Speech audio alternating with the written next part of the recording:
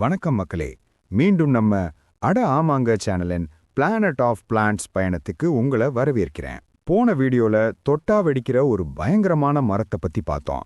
ஆனா இன்னைக்கு நாம பார்க்க போறது அதுக்கு நேர் எதிர். கொஞ்சம் கற்பனை பண்ணி பாருங்க.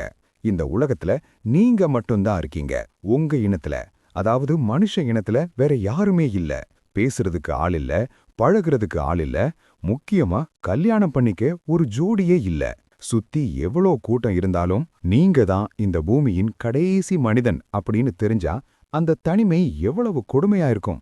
அந்த கொடுமையான தனிமைய கடந்த 100 வருஷத்துக்கு மேல அனுபவிச்சுட்டு இருக்கிற ஒரு மரத்தை பத்தி தான் இன்னைக்கு பார்க்க போறோம்.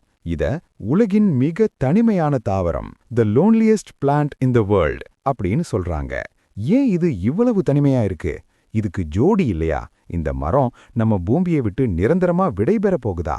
வாங்க இயற்கையின் இந்த சோகமான பக்கத்தை புரட்டி பார்க்கலாம். இந்த மரத்தோட பேரு வுட்ஸ் சைக்காட். இது பார்க்கறதுக்கு நம்ம ஒரு ஈச்ச மரம் மாதிரியோ இல்ல பனைமரம் மாதிரியோ இருக்கும்.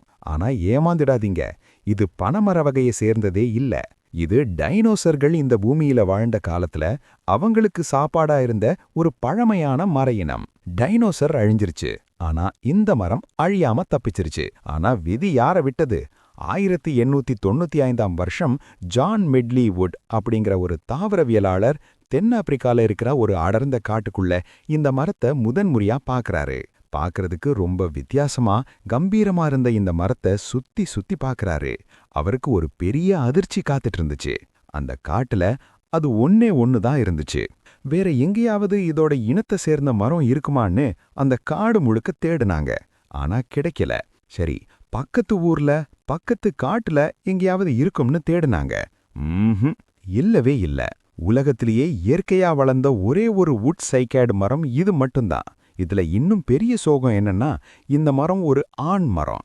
பொதுவாக பூக்கள் பூக்கிற செடிகள்ல ஒரே பூவுல ஆணும் இருக்கும் பெண்ணும் இருக்கும். ஆனா இந்த சைக்காட் வகை மரங்கள்ல ஆண் மரம் தனியா இருக்கும், பெண் மரம் தனியா இருக்கும். இனப்பெருக்கம் நடக்கணும்னா பக்கத்துல கண்டிப்பா ஒரு பெண் மரம் இருந்தே ஆகணும்.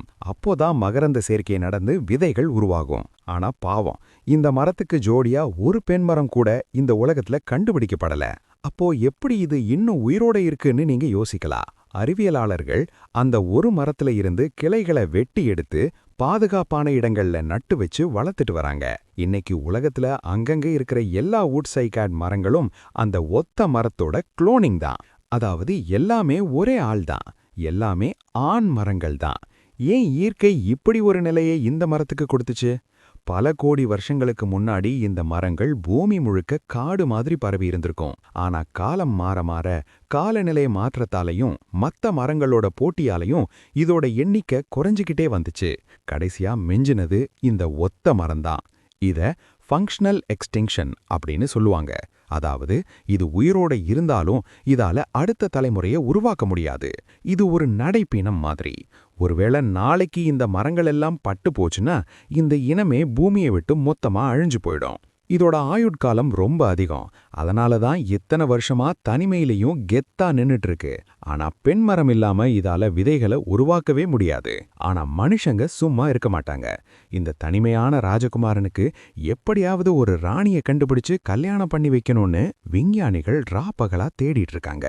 இப்போ இருக்கிற லேட்டஸ்ட் டெக்னாலஜி படி ட்ரோன்களை பயன்படுத்தி தென்னாப்பிரிக்கா காடுகள்ல மூளை முடுக்கு எல்லாம் ஸ்கேன் பண்ணிட்டு இருக்காங்க.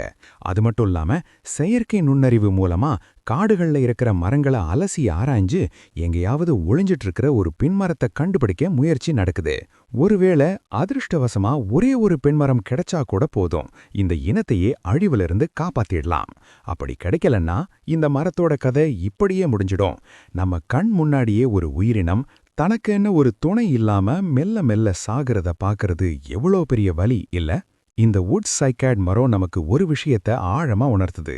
இந்த பூமியில நாம பார்க்கிற ஒவ்வொரு செடியும் ஒவ்வொரு மரமும் பல கோடி வருஷ போராட்டத்துக்கு அப்புறம்தான் இங்க நிக்குது. அதை அழிக்கிறதுக்கு நமக்கு சில நிமிஷம் போதும். ஆனா அதை உருவாக்குற ரகசியம் இயற்கை கிட்ட மட்டும்தான் இருக்கு. இந்த மரம் இன்னும் காத்துக்கிட்டு இருக்கு, எங்கேயாவது ஒரு காட்டுல தனக்கான ஜோடி இருக்க மாட்டாளான்னு.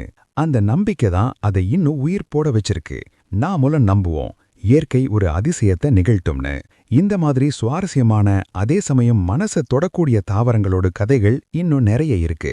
இந்த வீடியோ உங்களுக்கு புதுசா ஏதோ ஒன்னு கத்துக் கொடுத்திருக்கோம்னு நம்புறேன். பிடிச்சிருந்தா லைக் பண்ணுங்க, உங்க ஃப்ரெண்ட்ஸுக்கு ஷேர் பண்ணுங்க.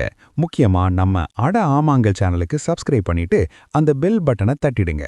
அடுத்த வீடியோல இதை விட ஒரு விசித்திரமான செடியோட உங்களை சந்திக்கிறேன். அதுவரைக்கும் இயற்கையை ரசிப்போம், பாதுகாப்போம்.